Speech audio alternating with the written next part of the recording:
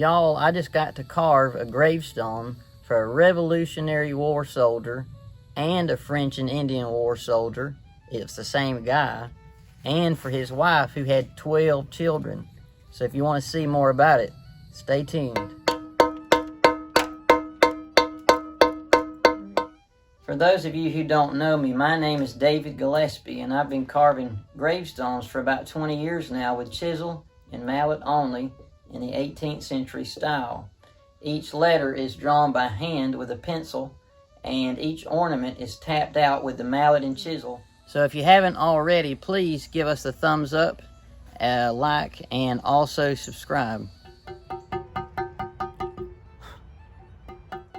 So both of these stones will be placed into a town called Halifax, Vermont. The grave sites have actually both been located by a little flat field stone, one with S-O for Stephen and the other for L-O for Lucy. The family contacted me and decided that they wanted to put up a proper marker for their ancestors. The family is the Otis family, and they are the family that actually is responsible for the Otis elevators. So anytime you get on an elevator, there's a good chance it's an Otis elevator, and their ancestors are these two people right here. I would also like to say that the ability that I have to carve these stones with the chisel and mallet has taken me many years to develop and get better at it, and I would just like to thank the Lord for the ability that He's given me, and I just praise Him for it. Okay, so far as the design goes, I took this design from a 1750s example from Charleston, South Carolina, from my hero, Henry Ems of Boston, Massachusetts. So because it is in the French and Indian War time frame, I thought that was appropriate because Stephen Otis was a soldier of the French and Indian War. So to me it was fascinating to find out that not only was Stephen Otis a Revolutionary War veteran, but he also served in the French and Indian War. So I've never carved a gravestone for a Revolutionary War soldier, but now I've actually carved one for both a soldier of the Revolution and of the earlier French and Indian War. So overall, the design is a large circular cartouche here, which allows me to be able to have this beautiful border around the perimeter.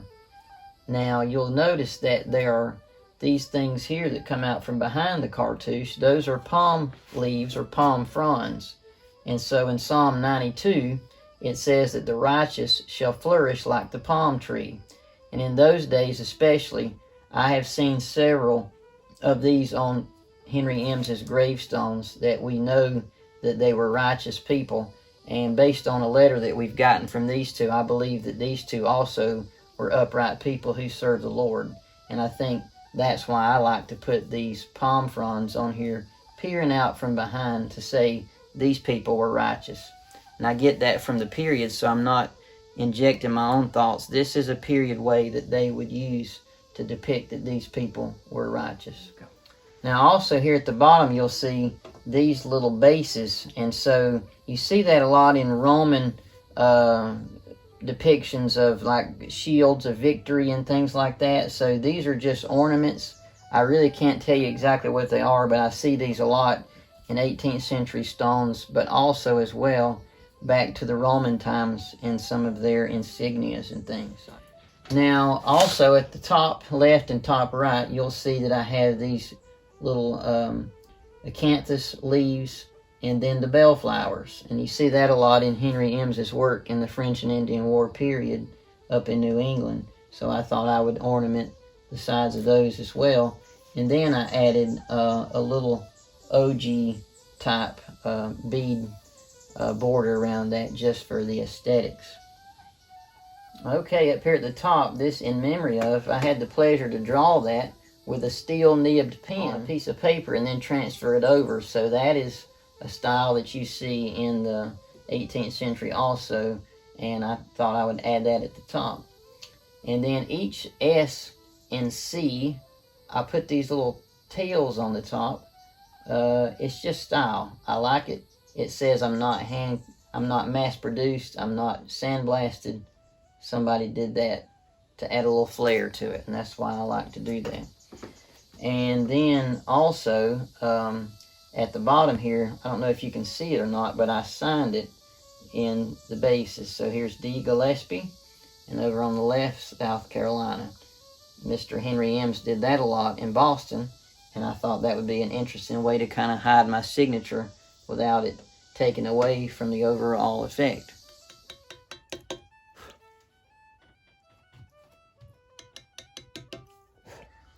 Okay, the one question that everybody I know is most interested in is, what is this gun up here? This gun is a British Brown Bess musket. And so it is the gun that Mr. Otis would have used not only in the French and Indian War, but also at Lexington and Concord in the Revolutionary War. So that is why I took my time to get as much detail as I possibly could with the musket. So you can see it has a lock, and it has the flint still in it, and the frizzen is flipped forward. You can see Georgius Rexus, the crown there, and the British broad arrow stamp up here. And then Jordan 1747, that was the maker and the year, so that would have been a French and Indian War era gun. And also you notice that each screw has a slotted screw slot in it, so you can almost take your screwdriver out and tighten the bolts. This Brown Bess musket, instead of being made in English walnut, is made in slate. So I must confess it was an awful lot of fun to take my Brown Bess and use it as a model, so that I made sure it was anatomically correct, so to speak, for the overall design of the gun. And I use this for just basic features like the shape of the buttstock and the trigger guard and things. But for the specifics up around the lock, I took all that material straight off an original photograph of an original French and Indian War era Brown Bess from the 1740s. Kind of neat.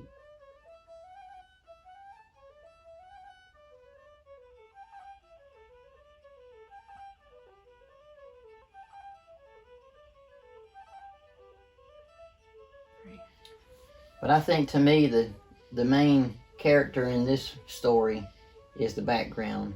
The stippled background was used by Henry Ems during the 1740s through the 60s on his most expensive stones. And in that, I just thought that it would add just the extra punch that we were looking for to really make it stand out. And so we're sitting here tonight in this low light condition with one source of light, just so you can see and get the feel for the effect that brings out. Even in low relief, it makes it almost jump off of the page, as it were. Here's an actual letter written by Stephen and Lucy Otis in the 1830s, I think. And it's very special because you can see their handwriting. At the bottom, their signatures. So now here for the Lucy Otis stone.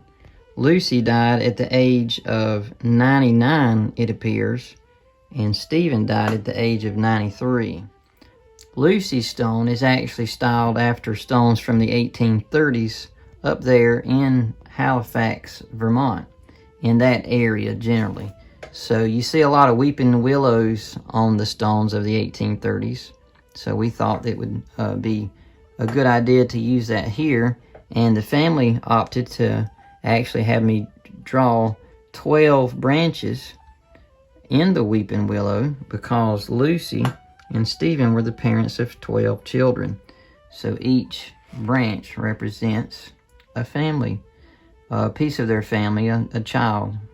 There again, in order to mimic the styles, I used the stippled background on both, as well as the in memory of, which is smaller on Stephen's and larger on Lucy's.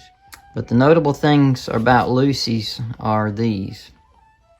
Number one is that we have this geometric pattern up at the top left and top right. These are called the caps of the gravestone. And then inside of the weeping willow, which is a sign of mourning, a sign of loss, we have this urn or this orb that is has a flame up at the top of it there. And I'll superimpose upon the screen here a picture of period mourning miniatures, miniature paintings that were done that had this same type of idea. And that's why I decided to add the Lucy Otis there in the middle, showing who was being mourned for. So it has that kind of a feel of the mourning miniatures of the period. So I hope that that has come through in the design and in the execution of the stone.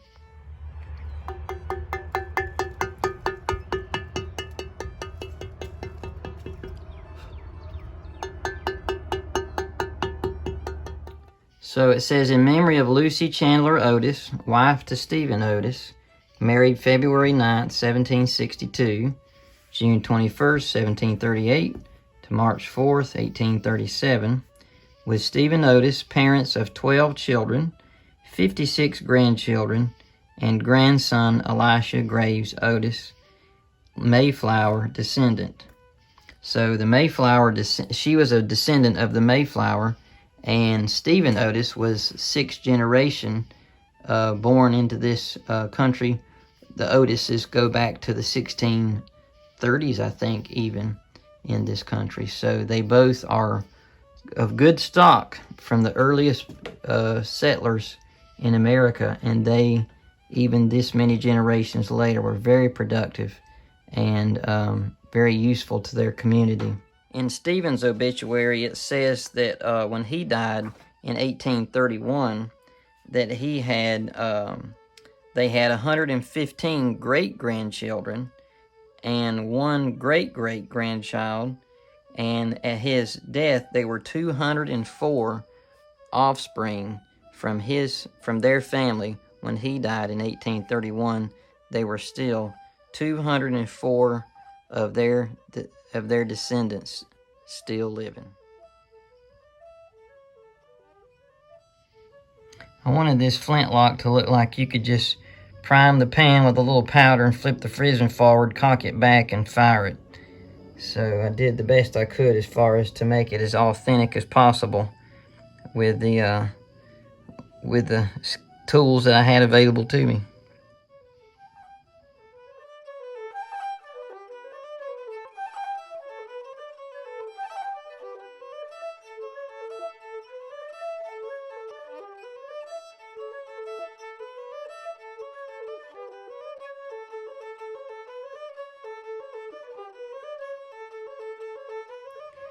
Later on, we're supposed to have a dedication of these two stones up in Vermont, so it'll be interesting to be a part of that, Lord willing, and to see some of these family members that still are around to this day that love their ancestors. I do actually have some documentation of a rifle on the top of an 18th century gravestone right here in the South. It's in the Charlotte, North Carolina area. And if I get a chance, I may post a picture of that here on this video. If not, I'll try to have it on our Facebook page. Now I'll turn the backlights on so you can see the letters a little bit better.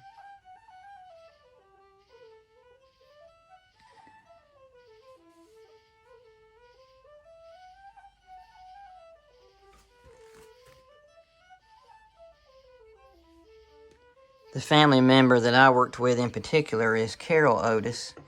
She is a direct descendant of Stephen and Lucy, and she has been an absolute delight to work with, and I think that she does a great service to her family. I believe that Carol has been a great steward of not only the history and heritage that her family has, but also to take the time, effort, and material resources to be able to produce stones like this to promulgate her family's history and heritage, as well as the history and heritage of that part of Halifax, Vermont. The Lucy Otis stone has more of a 19th century shape. The Stephen Otis has obviously the top of it is more of an 18th century tri-arch shape to it.